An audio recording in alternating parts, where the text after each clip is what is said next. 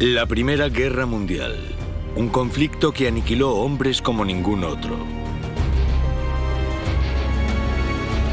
Un nuevo horror de lucha automatizada y muerte. Por primera vez en la historia, las muertes se sucedían en masa. Cuando las armas por fin guardaron silencio, el mundo nunca volvería a ser el mismo.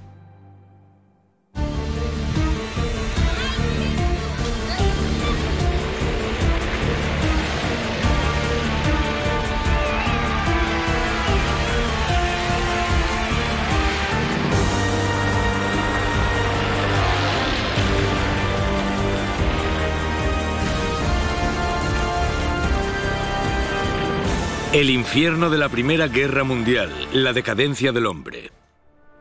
La Primera Guerra Mundial, el conflicto que enfrentó a la tecnología del siglo XX contra las tácticas del siglo XIX. Las imágenes de jóvenes avanzando a ciegas hacia un infierno de ametralladoras son el ejemplo de la barbarie de la guerra moderna. En su punto álgido, millones de hombres se enfrentaron al fuego de los cañones y a las balas. Todo con el propósito de avanzar algunos metros. Durante 4 catastróficos años, las grandes potencias mundiales se unieron en 2 fuerzas opuestas, iniciando una guerra que afectó a todo el planeta. Se movilizaron 70 millones de soldados. Las nuevas tecnologías alimentaban la fuerza letal de las armas, y sin mejoras equivalentes en defensa o táctica, el resultado fue de millones de muertes. Al final de la guerra, casi 10 millones de soldados habían muerto. Naciones enteras lloraban a los fallecidos, a los desaparecidos y a los mutilados.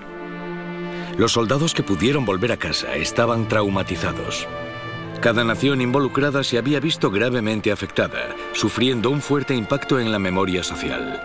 Como trauma colectivo, destruyó el optimismo y creó un término para los que lucharon en la guerra: la generación perdida. Estos son los hechos, rememorados para que no caigan en el olvido. Pero no puede ignorarse el elemento humano en aquellos días turbulentos. La recopilación de imágenes alemanas recientemente restauradas y apenas vistas nos transporta al pasado y arroja luz sobre la gente de la época, cuya muerte se redujo a un mero suspiro. Algunas guerras se ganan su nombre, y esta es la Gran Guerra.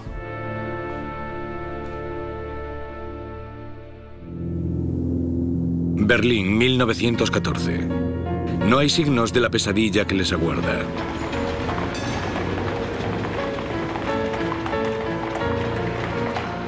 Esta es la capital de un imperio emergente, un gigante industrial, tecnológico y científico, con una economía que crece rápidamente y seguro de poder demostrar su renovada fuerza militar.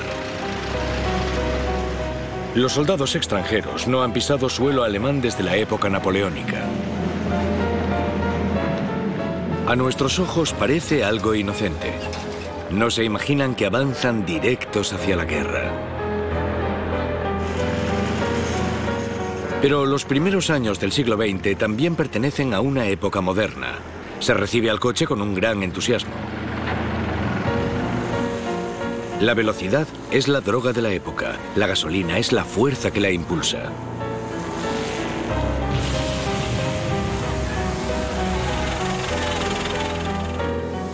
Alemania era la segunda potencia industrial del mundo por detrás de los Estados Unidos y estaba armada hasta los dientes.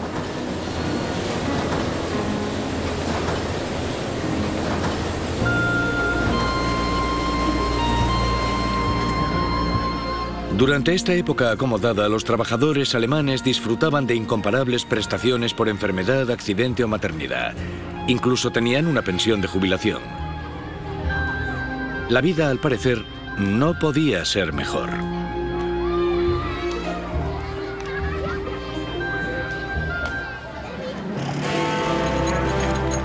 Londres, el centro del mundo conocido y el corazón del vasto imperio británico, donde nunca se pone el sol.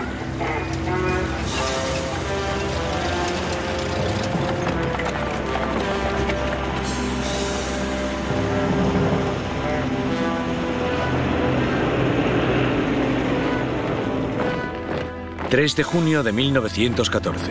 Desfile de la bandera, con motivo del cumpleaños del rey Jorge V. Visten las mejores galas para la ocasión.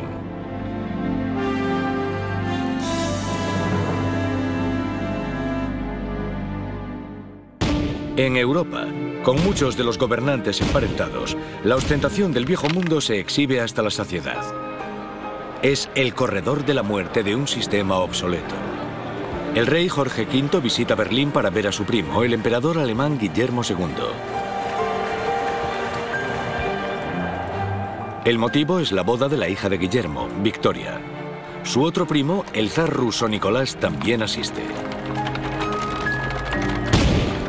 Por ahora, solo se escuchan disparos de celebración. Berlín, 29 de junio de 1914. Los titulares informan de un suceso alarmante. El heredero al trono austríaco fue asesinado ayer.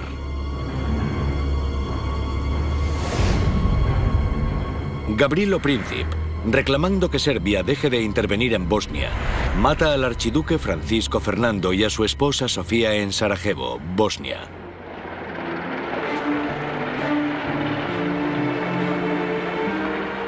Pero la importancia de este suceso se hará patente más adelante. Al principio no se pensó en ello como lo que fue, el comienzo de una gran explosión en Europa. Y el político inglés, o mejor dicho, el político británico, Lloyd George, dijo más tarde sobre ese asunto que las naciones europeas se precipitaron desde un acantilado hacia la olla hirviendo de la guerra.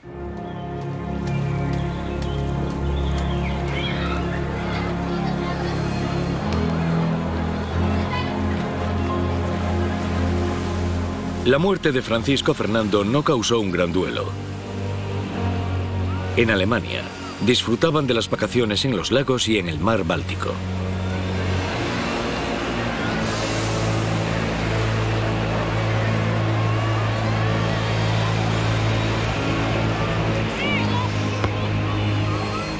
Una feria en Gaggenau, Suabia.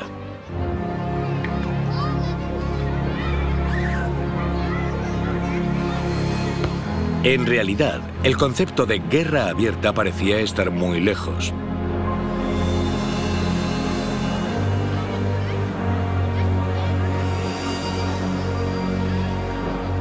Así que la vida continúa. Carreras de caballos en Ludwigslust.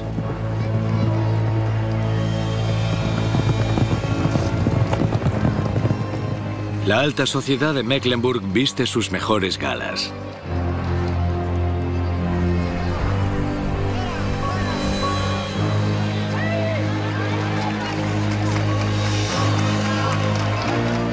Un verano perfecto. Pero son los últimos días de toda una era. En cuestión de semanas, esta generación se precipitará hacia la olla hirviendo de la Guerra Mundial.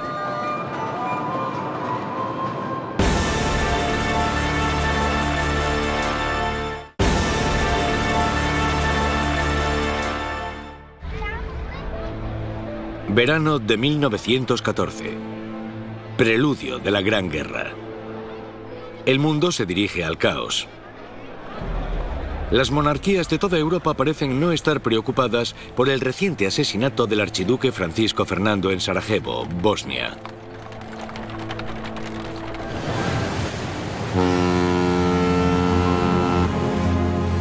El Kaiser alemán Guillermo II disfruta de sus vacaciones en Noruega, en su yate Hohenzollern. Mientras tanto, las maniobras diplomáticas entre Gran Bretaña, Austria, Hungría, Alemania, Rusia y Francia no llegan a buen término y desembocarán en la llamada Crisis de Julio. Durante mucho tiempo, la investigación histórica estuvo centrada en Alemania respecto al comienzo de la Primera Guerra Mundial en verano de 1914. Ahora creo que nos hemos distanciado de esa concentración solo en Alemania y ahora sabemos que la responsabilidad fue de las grandes potencias, de casi todas. Todas contribuyeron al comienzo de la Primera Guerra Mundial. Y ahora sabemos que en todas las capitales de Europa, los gobiernos gobiernos, los primeros ministros, los reyes jugaban con fuego. Los gobiernos de Alemania y del Imperio Austrohúngaro son los dos primeros en dar el paso. 4 semanas después del asesinato en Sarajevo, Austria le declara la guerra a Serbia. Como resultado, Rusia, aliado de Serbia, se moviliza. Para anticiparse al ataque, Alemania le declara la guerra a Rusia y 2 días después también al aliado de Rusia, Francia. El desastre se acerca. Todos pensaban que sería una guerra fácil que ganarían rápidamente, en poco tiempo, que todo continuaría y que habría un pequeño efecto purificador con esta guerra. Es un concepto curioso la idea de que la guerra tendría un efecto purificador en Europa. 1 de agosto de 1914. En este día fatídico, Alemania declara la guerra a Rusia. El Kaiser Guillermo II se dirige a su pueblo. Que debe decidir. El enemigo nos ataca en tiempos de paz. Por esa razón, nos levantamos en armas. Cualquier vacilación, cualquier duda, sería una traición a nuestra patria.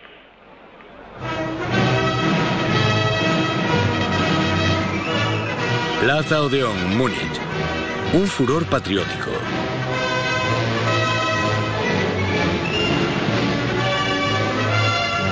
Ya era tarde para preguntarse por qué el asesinato de un gobernante austríaco poco popular empujaba al mundo a la guerra.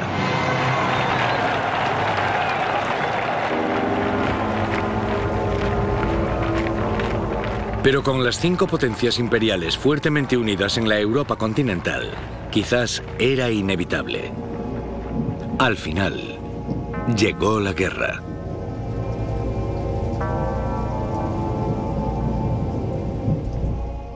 Los soldados se dirigen al frente.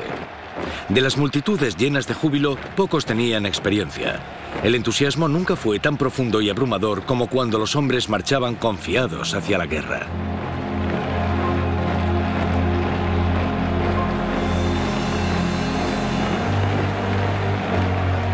En toda Europa empiezan a aparecer sentimientos parecidos. En Viena, la motivación para la guerra era Serbia.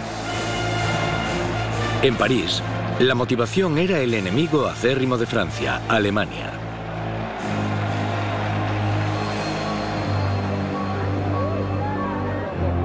Despedidas cariñosas, una ocasión de adquirir el estatus de héroe, aunque fuera por un día.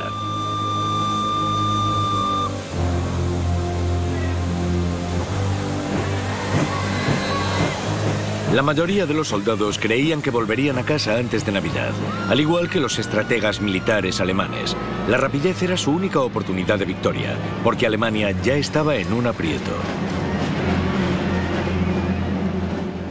Los alemanes siempre trataron de evitar una guerra en 2 frentes. Bismarck intentó evitarlo en 1880 y sus sucesores en 1890. Así que para los alemanes estaba claro que no puedes ganar una guerra en 2 frentes, el este y el oeste. Pero en 1914 fue justo lo que pasó. Estaban Gran Bretaña y Francia en el oeste y Rusia en el este. La situación estratégica no podía haber sido peor. El objetivo era derrotar primero a Francia y luego a Rusia. El ejército alemán pondría en práctica el Plan Schlieffen, una rápida invasión a gran escala a través de la neutral Bélgica, para asestar un golpe devastador al ejército francés atacando desde el norte. 4 de agosto de 1914. Las tropas alemanas invaden Bélgica. Al ser un quebrantamiento de las leyes internacionales, Gran Bretaña dio un ultimátum, declarando que Bélgica era un país neutral. En el frente, el ejército alemán recibe una respuesta agresiva. Sorprendentemente, los belgas oponen una fuerte resistencia. Los alemanes no esperaban que los belgas opusieran resistencia, sobre todo porque tanto los estrategas políticos como los militares habían dicho que Bélgica no era el principal objetivo y que el ejército belga era una oposición muy débil. De hecho, les llamaban los soldados de Praliné. Los británicos actuaron. El 4 de agosto, como falta de respuesta a que Bélgica permaneciera como país neutral, Gran Bretaña le declara la guerra a Alemania. Hasta ese momento, Alemania y Gran Bretaña nunca habían estado en guerra. Ningún soldado británico había pisado el oeste del continente europeo desde hacía 100 años. Aun pensando en términos de guerra de caballería, los británicos habían comprado sus espadas con anterioridad. Pero esta guerra será diferente. A diferencia de cualquier guerra anterior, cualquier guerra sin fronteras, esta fue la guerra de las guerras.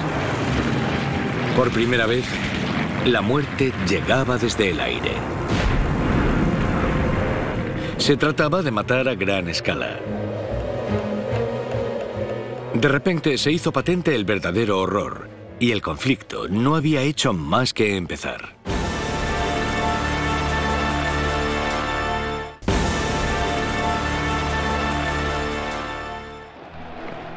Agosto de 1914. En la Europa continental, 5 grandes potencias imperiales han movilizado a sus ejércitos. Los aliados, el Reino Unido, Francia y el Imperio Ruso, se preparan para luchar contra las potencias centrales de Alemania, Austria-Hungría y el Imperio Otomano. 70 millones de soldados fueron movilizados. Alemania ya había invadido Bélgica. Fue sorprendida por la ferocidad de su defensa. El nivel de muerte y destrucción, el uso de tecnologías modernas en la guerra fue a una escala inimaginable.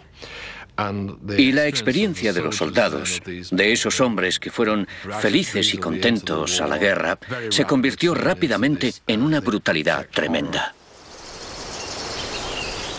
6 de agosto de 1914, Bélgica. Las muertes en masa se suceden gradualmente en un precioso día de verano. Se acentúan los combates cerca de Lieja.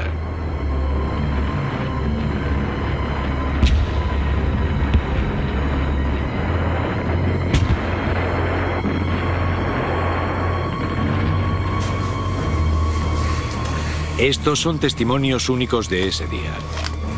Placas de vidrio encontradas por accidente en un mercadillo. Estos son los primeros caídos, los primeros de millones. El cura de la aldea de Botten pidió que se fotografiara a los fallecidos para poder identificarlos más adelante.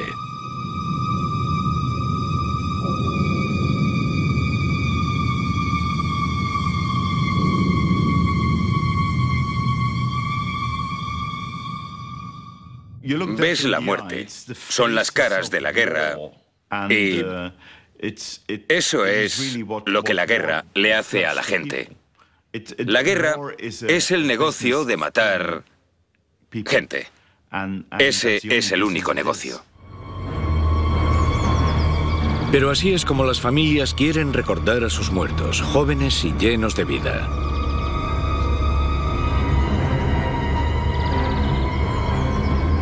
La realidad de la guerra es muy distinta.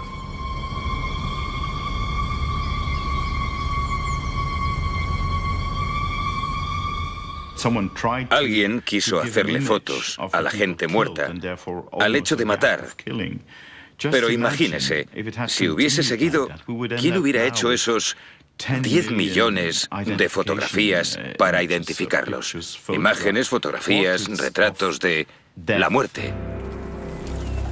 Para la ofensiva alemana, morir por tu patria es honorable, o eso les dijeron. Caminan hasta 40 kilómetros al día, bajo un sol abrasador. No beben el agua de los pozos por miedo a que los belgas los hayan envenenado. En consecuencia, ninguna bodega de vino está a salvo, y había muchas en Bélgica.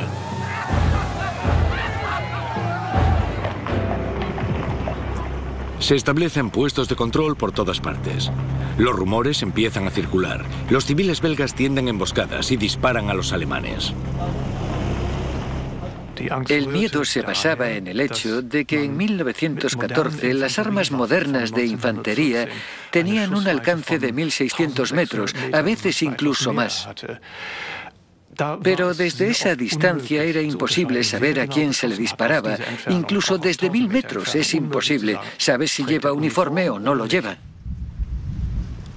Se sospechaba que los molinos belgas servían de escondite a francotiradores, producto de la fértil imaginación de las inexpertas tropas.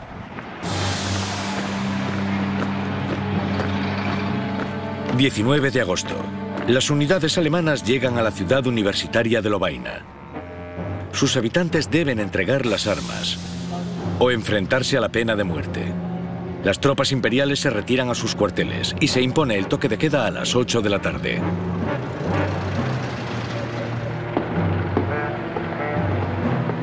La noche del 25 de agosto, los soldados alemanes vigilan un puesto de control en la entrada de Lovaina.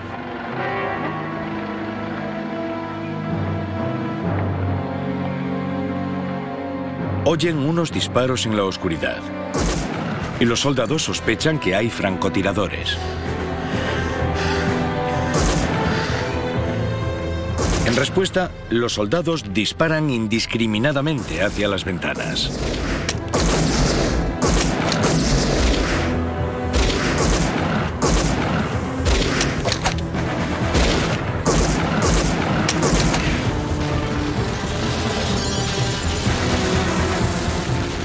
Después, queman las majestuosas casas de Lovaina. Lo llaman el Tribunal Criminal. Incluso el orgullo de la ciudad, su biblioteca medieval, es víctima de las llamas, incluyendo sus 230.000 valiosos libros.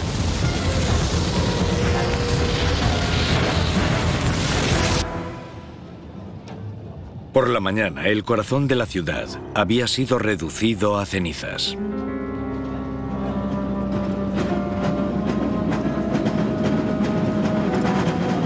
Mientras el negocio de la guerra sigue adelante, ajeno a la devastación.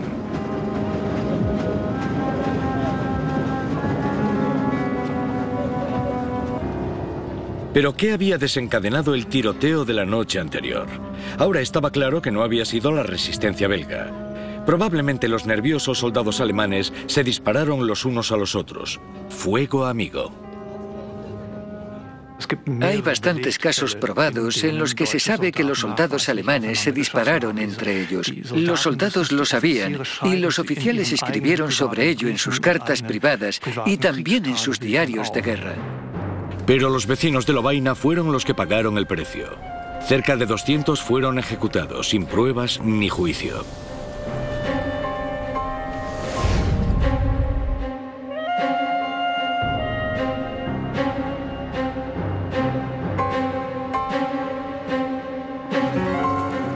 Los hombres fueron enviados a Alemania como mano de obra.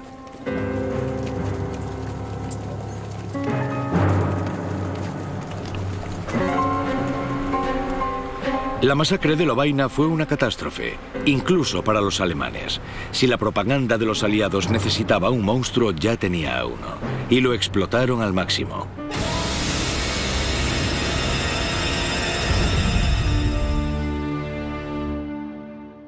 Ahora llamaban al enemigo los hunos o boches, cerdos en francés. Los cascos con pincho se convirtieron en un símbolo oscuro sinónimo de la agresión alemana y del odio. En el pasado, las grandes potencias iban a la guerra como una especie de caballeros. Se veían a sí mismos como iguales. Y, en ese sentido, la Primera Guerra Mundial fue diferente. Las grandes potencias no se veían como iguales. Polonia era malvada, era como luchar contra la bestia. Debías ganar la guerra, debías derrotar al enemigo. No había otra solución.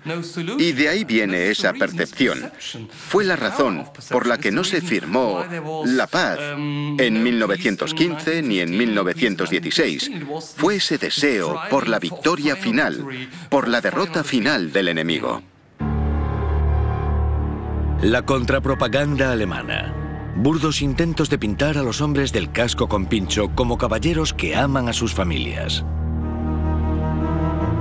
Aquí vive buena gente, perdonadlos, escribe el soldado. La realidad era muy diferente. y el daño ya estaba hecho.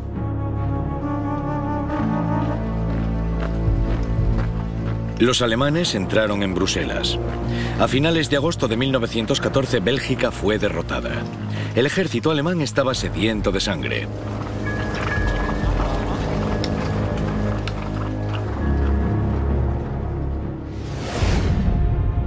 Solo quedaba un obstáculo natural que separaba al ejército alemán de París: el río Marne, en el norte de Francia.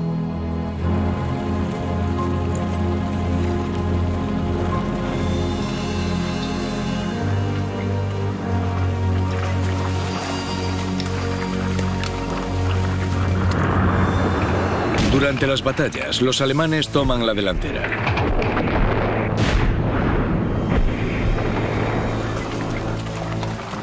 Miles de soldados franceses son capturados. A finales de agosto de 1914, la victoria en el oeste parecía casi segura para el Imperio alemán.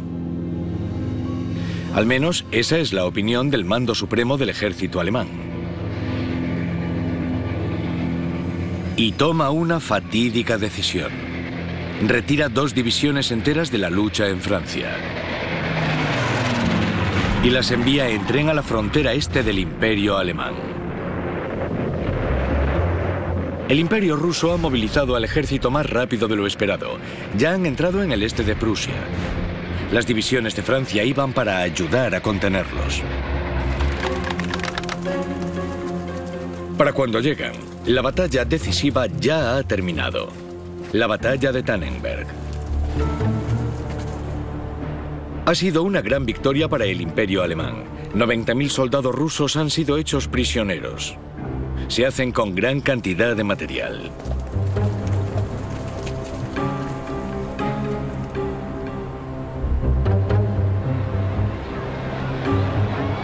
Tannenberg fue una victoria personal para Paul von Hindenburg, que adquiere el estatus de héroe.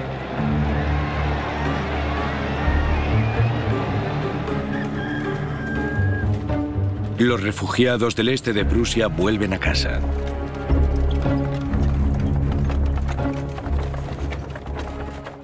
La batalla de Tannenberg fue un enorme éxito alemán, pero podemos preguntarnos cuál fue la consecuencia estratégica de la victoria de Tannenberg. Y bueno, en esa época, en el verano de 1914, Alemania tenía que ganar la campaña en Francia. Tenían que ganarle a Francia, debían derrotarla. Así que Tannenberg no cambió la situación estratégica de Alemania. En Tannenberg los alemanes no derrotaron a Rusia. La guerra continuó en el frente oriental y por eso todos esperaban en el frente occidental, esperaban una victoria decisiva. 3 de septiembre de 1914. Las primeras fuerzas alemanas cruzan el Marne. Están a solo 18 kilómetros de París. El gobierno francés ya había abandonado la ciudad, pero la voluntad de ofrecer resistencia permaneció intacta.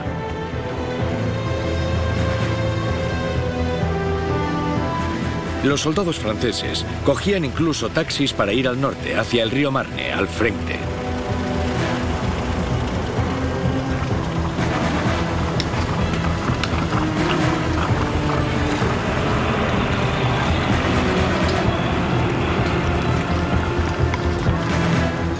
Con marchas muy largas, los británicos consiguen alcanzar a los franceses.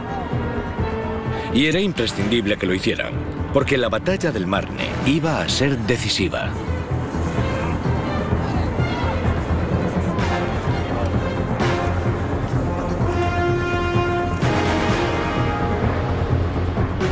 Las potencias del oeste sacrificaron todo lo que tenían. 1 millón de soldados franceses y británicos contra 750.000 alemanes.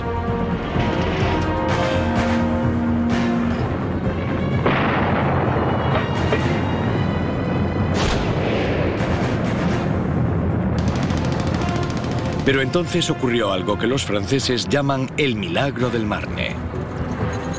Siguieron días de sangrientas batallas. Los alemanes se retiraron inesperadamente y tenían buenas razones para hacerlo. No se replegaron de repente, estaban completamente mermados en número y se enfrentaron A la amenaza real de una enorme derrota militar, había huecos enormes entre las unidades atacantes que podían ser aprovechados por las fuerzas de la oposición. Se demostró que la decisión del mando militar alemán de enviar 2 divisiones al este de Prusia había sido desastrosa. Con tantos huecos en el frente, las fuerzas alemanas perdieron el contacto entre ellas. La cadena de suministros no era lo suficientemente larga. Finalmente, llegó la orden del alto mando imperial en Luxemburgo de retirarse a posiciones más fácilmente defendibles.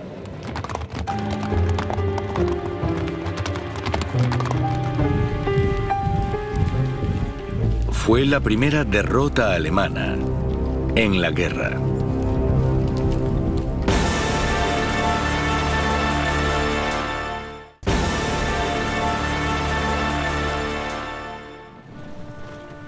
Septiembre de 1914. A solo 18 kilómetros de París, la batalla del Marne fue furiosa, con casi 2 millones de participantes. Los últimos días de la batalla, el fin de la guerra de movimientos en el oeste, dio comienzo la guerra de trincheras. El sueño alemán de una victoria rápida sobre Francia se había desvanecido. El plan de batalla del mando supremo alemán había fallado.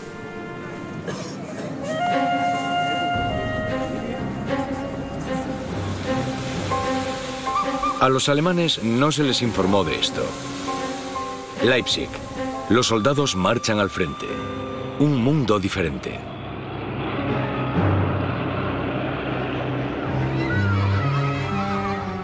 La guerra seguía siendo el juego favorito de los niños, lejos del horror de Francia. En el frente, las muertes en masa se suceden sin descanso.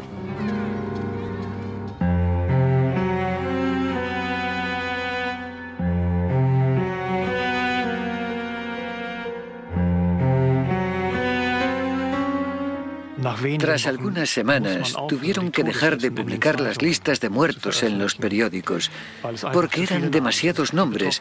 Se informaba a las familias afectadas y se les lloraba. Pero creo que durante los primeros meses, estas numerosas pérdidas no fueron registradas debidamente.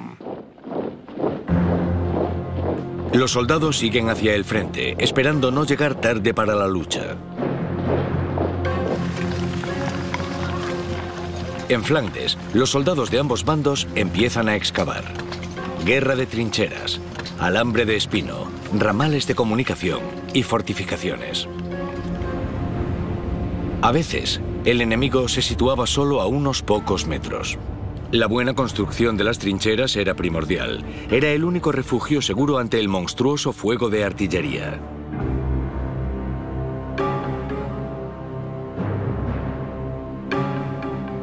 La vida en la zona de la muerte.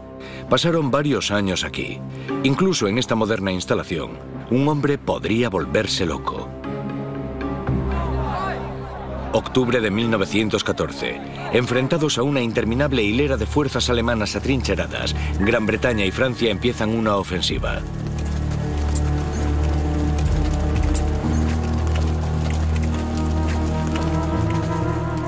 Con un plan de guerra meditado, las trincheras aliadas eran en principio temporales y sufrieron las consecuencias.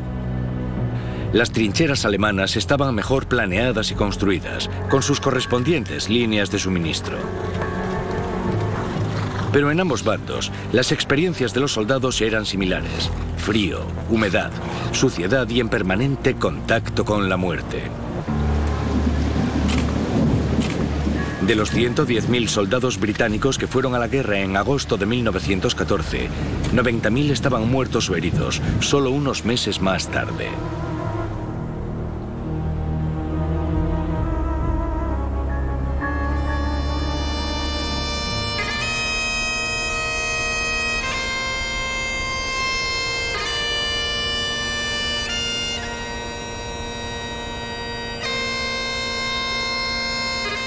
Como muchas compañías estaban formadas por voluntarios de las mismas ciudades e incluso de las mismas calles, la muerte de un camarada era todavía más dolorosa.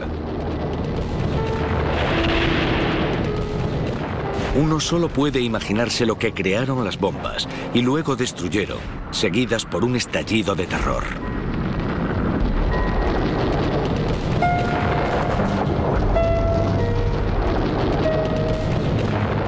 El horror de la guerra de trincheras es demasiado para poder soportarlo. En noviembre de 1914, el teniente sajón Kurt Zemmisch anotó en su diario: todos los días hay soldados franceses que vienen hacia nosotros porque ya no pueden soportar la vida en las trincheras. ¡Llevadlo dentro!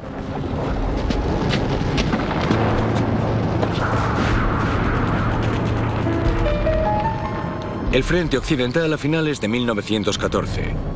Una zona de la muerte de varios kilómetros de ancho, desde el Mar del Norte hasta la frontera con Suiza.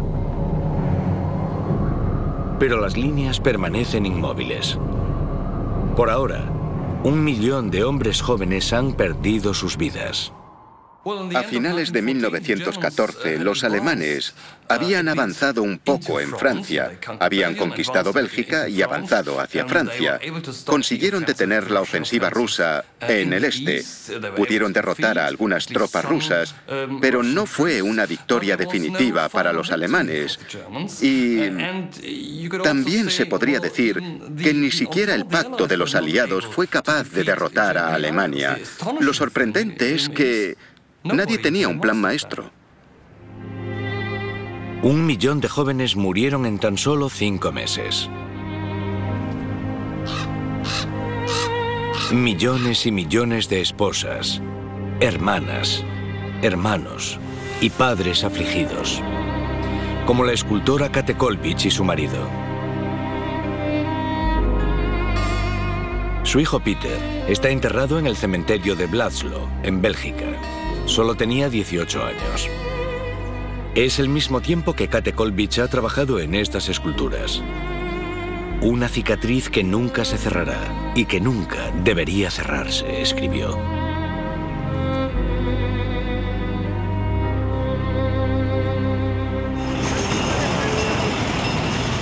Berlín, 1914, justo antes de las Navidades.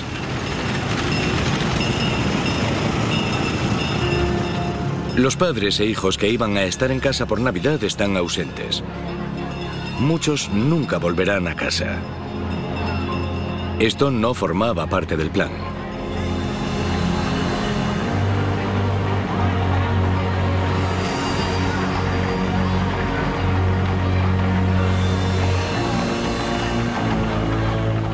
Durante esta guerra, nunca murieron tantos soldados como en el año 1914. Navidades en el frente. Hay comida de rancho en lugar de pavo asado. Son los mejores recordatorios de una vida que ya no avanza a medida que bajan las temperaturas.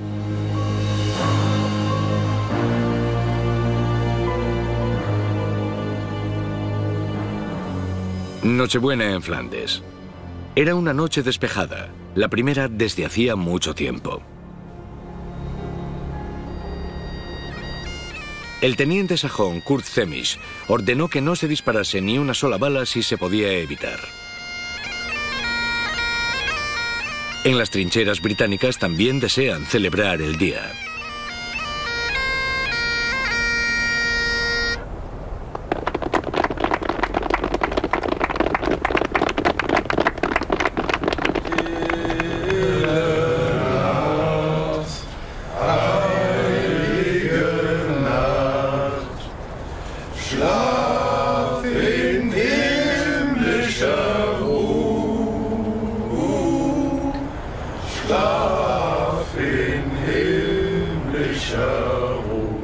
Pronto, las trincheras cercanas se empiezan a comunicar, silbando y vitoreándose los unos a los otros. Después de varias idas y venidas, británicos y alemanes encienden las luces.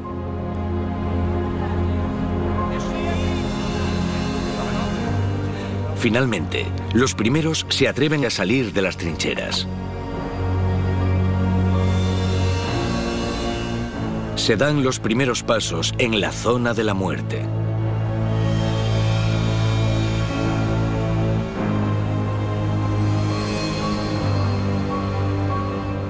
El soldado británico Ernest Morley escribió: los alemanes se acercaron y nosotros nos acercamos a ellos.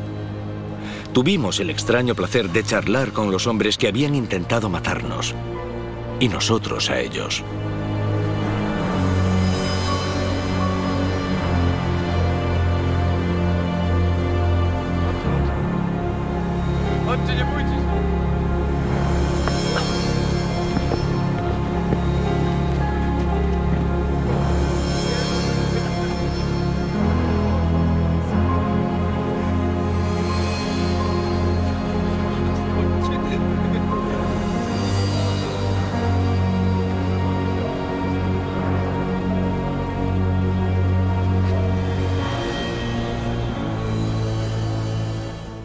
Hay pruebas de unos 30 casos.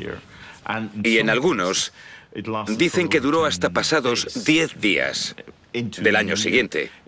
Las dos unidades enfrentadas y en tregua estuvieron así un tiempo. Te das cuenta de que ya nadie va a volver a empezar la guerra.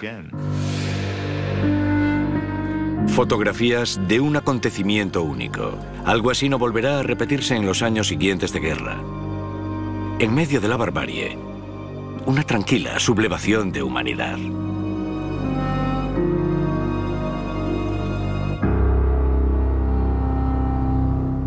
Fueron los oficiales de las tropas en el frente los que mantuvieron la tregua, pero no podía prolongarse.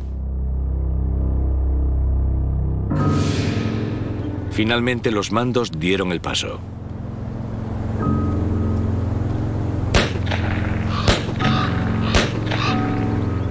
El campo de batalla volvía a abrirse.